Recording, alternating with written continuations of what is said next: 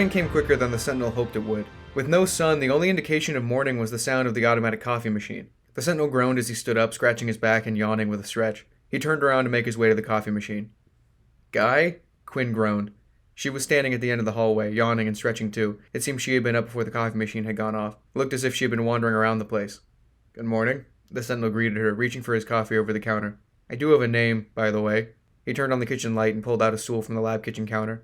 "How early is it? It's dark out still," Quinn complained, looking around in confusion and out of the window to confirm that it was indeed dark. "And Sentinel isn't a name. Guy is."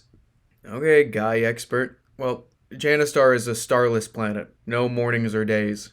The Sentinel took a sip from his coffee and sat down on the stool. The box began to ring like a phone, and the Sentinel retrieved it from his pocket and rolled it onto the counter like dice. A hologram shone from its nearest surface. Quinn's eyes grew wide. She'd never seen anything like it before. "Foxtrot, what's the news?" The Sentinel greeted the holographic image of Foxtrot with a smile, lifting his mug. "We've received a request. King Vistor of Ilstos would like to meet with us. He would appreciate it if you joined us." "What for?" "Still not sure if I trust him, especially that other clone." "How do you think I feel?" "Canshna's there. He killed my friend along with the entire clone army." "Canshla." The Sentinel clenched his grip on his mug. Quinn picked up on the Sentinel's quick change of mood. "I think we need to grin and bear it. Let's hope we can accomplish some sort of diplomatic agreement, and an alliance maybe. Avoid any future wars if possible." "I guess." The Sentinel sighed reluctantly. "Meet us in the office." The hologram faded out. There was a short moment of silence while the Sentinel drank the rest of his coffee. Quinn watched, concerned. "Guy?" He hummed through his mug. "You're not just a time traveler, are you?" Quinn leaned her head on her hand and her elbow rested on the counter. "I'm the Sentinel. So, something of a soldier and a scientist. Now I guess I'm becoming some sort of diplomat? I guess whatever it takes to be a protector."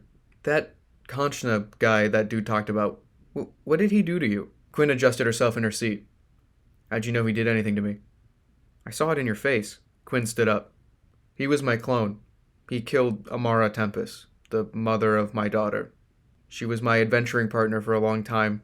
I only knew peace in her arms, and she died in mine." The Sentinel stood up. "Oh. There's something you should know about me. About the war I fought on an intergalactic, intertemporal scale. My friends died. I completely changed bodies multiple times. Mars exploded. I was there when it happened. 4 times. The Sentinel counted his fingers, thinking. 3? Point is, it's complicated. And the world I live in now is a recovering one. The war only ended a few years ago. We're about to meet with what's left of what used to be the enemy. Maybe reach some sort of agreement and hope they don't become the enemy again." "You aren't worried at all that it could be some sort of ambush?" Quinn asked. "With my track record, it probably is." The Sentinel looked down at his hands. "I'd be more surprised if it wasn't." He hesitated for a second before telling Quinn, "If you see anything..." He hesitated on the word he would use to describe his plasma powers or the alien world. "Weird," he decided. "Don't question it. It'll save time, I promise." He reached out for his box and shoved it in his pocket. "Well?" He held out his hand. "Do you want to come with me?" "Why?" Quinn asked. "I don't know, fun. Maybe practice some diplomacy while you're at it. Actually, it'd be best if you didn't say anything." "Then what's the point of me going?" "Who knows? Maybe you can be of use later." The Sentinel shrugged and held out his hand. "So what do you say?" He didn't see the harm in Quinn coming along so long as he kept her safe. He knew she'd make it out alive. "Sure." Quinn took his hand and they flashed away to the president's office, greeted by Vax and Foxtrot.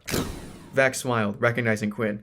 "Oh, Quinn Carter, young and immature. I've been waiting to meet you like this. I knew the day would come." "What?" Quinn smirked, trying to hide a laugh, completely blindsided by Vax's comment of maturity, but also surprised that someone would recognize her, almost validating the Sentinel's promise of her future. She held out her hand for a handshake regardless. "Vax Perrier, nice to meet you for the first time. I'm an old friend of the Sentinels, used to be an astronaut before I sort of branched off and became an independent space pilot for a few years. I say independent, but had my co-pilot Foxtrot with me for a lot of it." Vax finished shaking Quinn's hand with both of hers and gestured to Foxtrot. "Nice to meet you." Foxtrot shook Quinn's hand once, firmly, and to the point. "I'm a clone, by the way. One of the last. Just letting you know in case you recognize me for any reason or get confused if we meet Agro or Canshla. I used to go by 1AFTR, but Foxtrot will do." "Nicknames, I like it." Quinn put her hands in her pockets. "Carol Quinlan Carter." She smiled. "Just Quinn," she clarified with a nod. "Now that we're all acquainted?" The Sentinel said. "Let's hope Vistor treats his guests nicely." He held out a hand. Vax held his hand, Quinn placed hers on the Sentinel's shoulder, and with her other hand grabbed a hold of Foxtrot's, and they all flashed away. They appeared as a group, standing in front of Vistor's throne atop a long staircase. Beside Vistor, at both sides of the throne, stood the clones Agro and Canshla. Canshla stood straight and tall, holding a staff in his hand. The Sentinel glanced at Canshla but couldn't keep his eyes on him without boiling with hatred. A strange object sat next to Agro. It seemed to be a remote, with a singular button on top some sort of tripod. Whatever it was, it made Foxtrot, Vax, Quinn, the Sentinel, and even Aggro nervous. The Sentinel was on edge, and he felt that he needed to be. Quinn looked around, confused, awaiting for anyone to speak. "So," she said, breaking the silence. "What now? We're just gonna stand around and stare at each other menacingly?" "Quinn." The Sentinel sternly reminded Quinn of the no-talking policy. Vistor cleared his throat. "At the end of the war, I, representing Ylsos and the 5 leaders of Andrometron, signed an armistice with Janistar and the Wayans, if my memory serves me correctly." "Right," Vax confirmed. "Which eventually became a mutual agreement that we would end all fighting and end the war, a peace treaty," Vistor continued. "Cut to the chase, Vistor," Foxtrot interrupted impatiently. He too was having trouble containing his anger with Canshla in the same room. "We would not particularly enjoy going against it. War is the last thing we want." Vistor cleared his throat and wiggled his way more into an upright position. "However," Vistor continued, slowly drawing out the word, "if we don't get our way," Canshla grumbled. "Can anyone let me finish, honestly?" Vistor shook back and forth, adjusting himself in his seat, squished between its armrests. The Sentinel noticed that the throne wasn't made for him. Probably wasn't even meant for his species. He cleared his throat, starting again. "But if we do not get our way," he glanced over at Canshla, giving him a dirty look, "then obviously we will have to apply some sort of force towards those who happen to oppose us. When it comes to ownership over the planet Janistar, with all legal technicality considered..." "Why do you want Janistar?" The Sentinel pried. "Is it because of the calculus fields? Is that the only reason?" "Well..." Vistor leaned his head to the side, darting his eyes away. "You don't have to own the planet to get a cut of the stuff," Vax added. "We could establish some sort of trade route." "What purpose would an indestructible material have for you?" Foxtrot angrily posed the question. "War? Are you suggesting we would attack you for no reason? We have a treaty." Vistor tried to defend himself. "I, personally, would like to see it used for scientific purposes, just as my Ilsian counterparts would like to see it used." "We know you trashed the treaty," Vax snapped. Her fingertips glowed with an ever-so-dim hint of purple. "Oh," the Sentinel turned. "Wait, they did?" He was surprised, not understanding why this wasn't brought to his attention earlier. "You plan to attack us, don't you?" Foxtrot stepped forward aggressively. "What reason would we have?" Aggro proposed. Who threw out the treaty?" Vistor pled, confused. Even he didn't know of the treaty's trashing. "Of course we would fight!" Canshla now broke his blank expression. "The Andromedan elite created me for the sole purpose of being this galaxy's sentinel and to counter the Wayans' defenses. I didn't meet their needs, and so they dropped me on this trash planet because I was a failure. I managed to redeem myself in their eyes with the clone army, and because of it, the war ended. But then bam! They didn't need me anymore, and I went right back to being useless. And so what did they do? They threw me away again. It's all because of you." Canshla pointed his staff at the Sentinel. "You did this. I won't kill you, no. I'll make your life and the Andromedan aristocrat's life a living hell. Just like you did to me." "That was all your own doing, Canshla," the Sentinel yelled. "You killed all those clones," Foxtrot spoke up. "And my friend. You're no better than the Andromedans you hate so much. You're worse." "Sentinel, what's going on here?" Quinn looked around, scared. "This isn't very diplomatic. This seems personal." "Oh, it is," Canshla snarled. "Fire the weapon!" He yelled at Aggro as he raised his arm to him. Vistor turned his head back and forth between the two clones, scared and stuck in the middle. Though a king, it seemed that Canshla had risen above him with his influence. "Canshla," Aggro hesitated to press the button. "Do it!" Canshla's face grew red with anger. Aggro reluctantly pressed down on the large red button on the remote-like weapon, shooting a near-invisible beam directly into the Sentinel's head. The Sentinel fell to the ground, holding his head. The beam followed him as he lowered. "Rheymote," Canshla commented. "Part 1 of Project Rhey. A beautiful invention, if I do say so myself." "What are you doing to him?" Quinn asked frantically.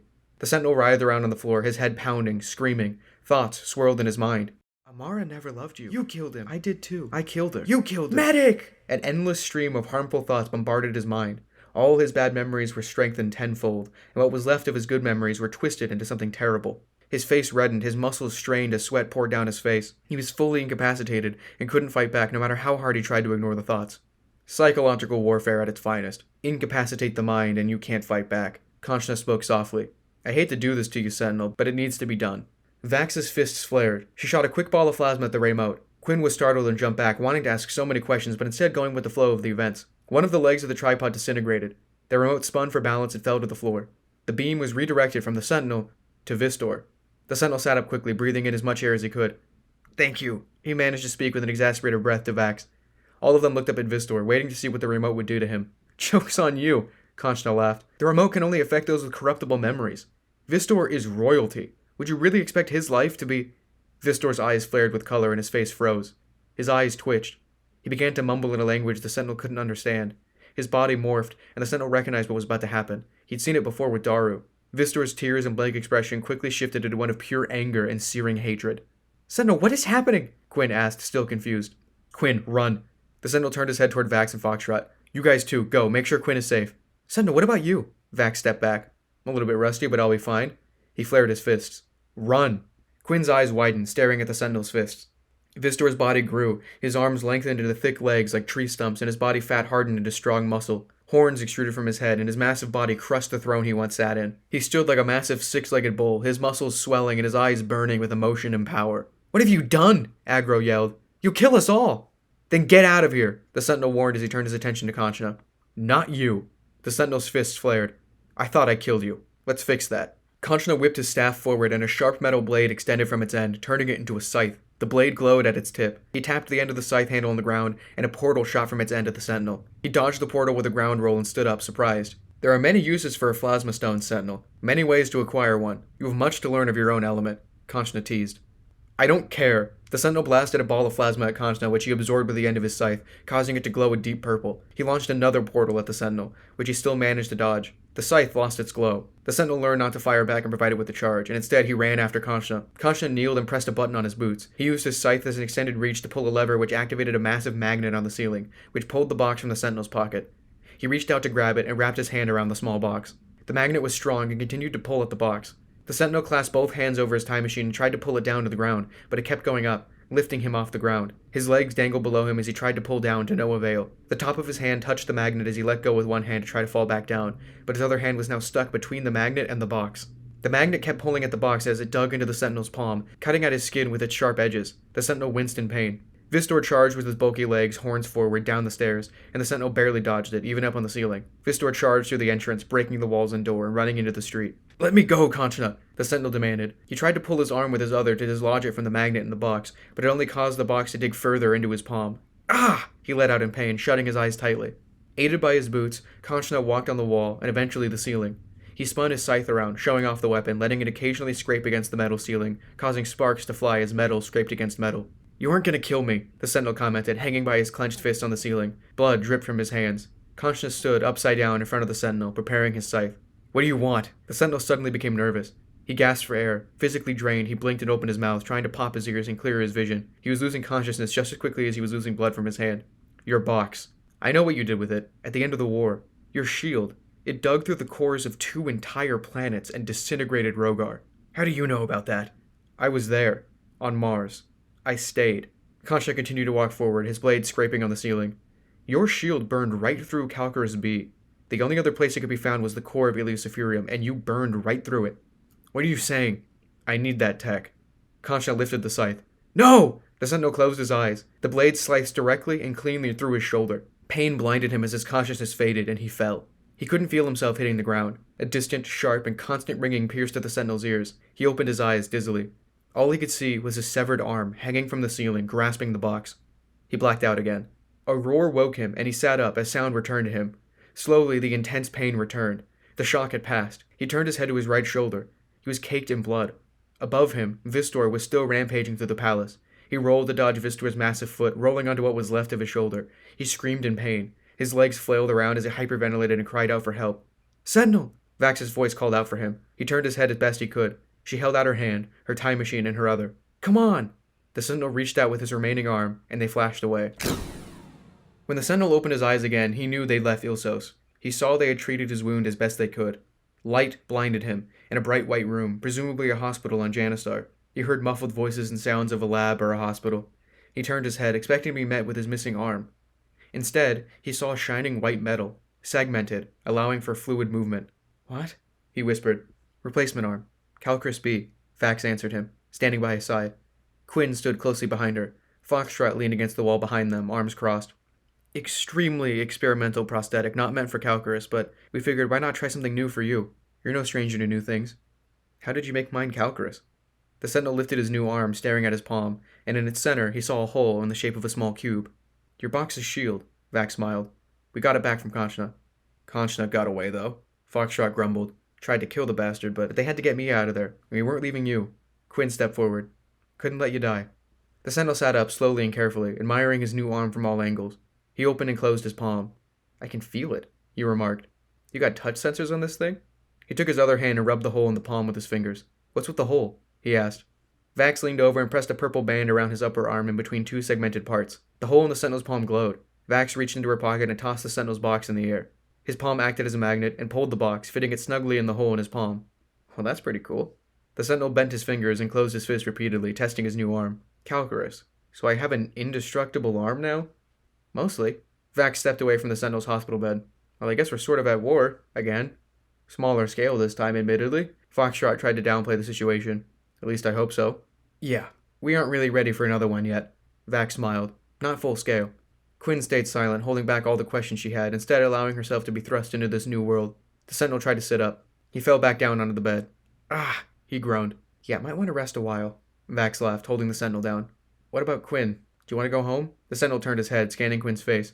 He could tell she was uncomfortable and holding questions back. I don't have a home. I'll just go back to the lab if that's okay with you. Maybe you'll hang around town for a bit while I wait. You can come by my place if you get lonely. Vax offered. Thanks. The Sentinel rolled over, staring at his arm. He continued to open and close his hand.